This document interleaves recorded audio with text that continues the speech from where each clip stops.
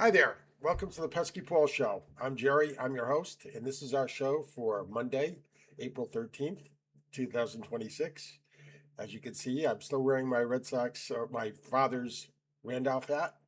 I'll do that for the next 2 days in honor of my late father, who would have been 96 tomorrow. All right, let's talk about the best Red Sox game of the year. Amazing how they can sort of turn it around. They faced a pretty good pitcher too from St. Louis, their best pitcher, I think, and they were able to get a convincing victory, led by Contreras and Story, each with 4 hits each. Contreras with a home run, something the Red Sox don't do a lot of. They hit one last Monday, and then they hit one Sunday. So they went 6 days with one home run. They'll need to pick that up as the time goes on. Duran also chipped in with 3 RBIs, so that was good. And they ran the bases well. Most importantly, they got a great pitching game, or a real good pitching game from Brian Bayo. 6 innings, 2/3 innings, 6 hits, 2 runs.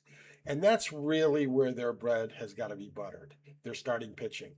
If they can get Bayo and Suarez and Early, they need more innings out of Early to go with Gray and Crochet. When you're throwing a good starting pitcher out there every night, you have a chance to win every night. It's as simple as that. Even with the offense that has struggled. Yesterday, they got their season high in runs with 9. They still need to get Roman Anthony up and going. He's only hitting 200. And I have a theory on that I want to run by you. Because I looked at that Aaron Judge really isn't off to a great start, and Cal Raleigh is off to a dismal start. And Bregman I saw was hitting like something like 210 for the Cubs.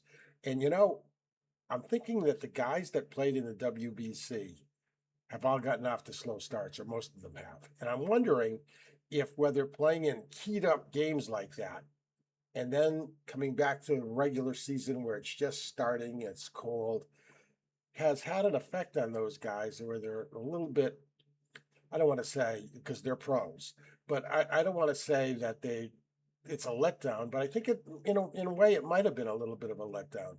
So we'll have to see how that plays out as time goes on. I'm sure they'll all pick it up. But the Red Sox need Anthony getting on base and getting hits and getting some power because he can hit them 25 to 30 home runs.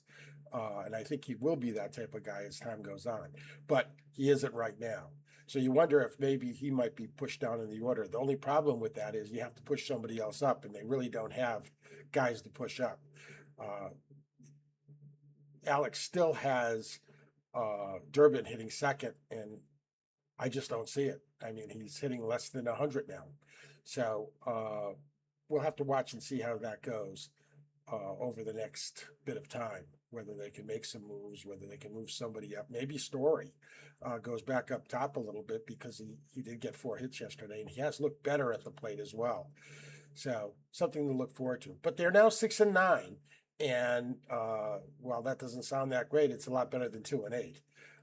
And they're heading into a series against the Twins, and the pitching matchups, to say the least, dramatically favor the Red Sox.